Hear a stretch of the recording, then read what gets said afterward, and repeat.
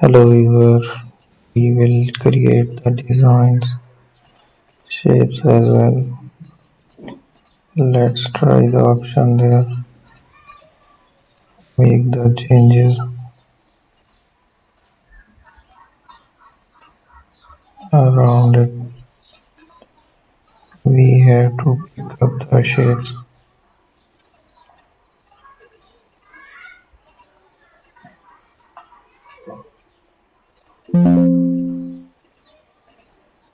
Use it,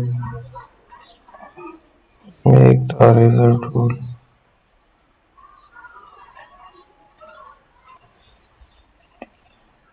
So use the paint again.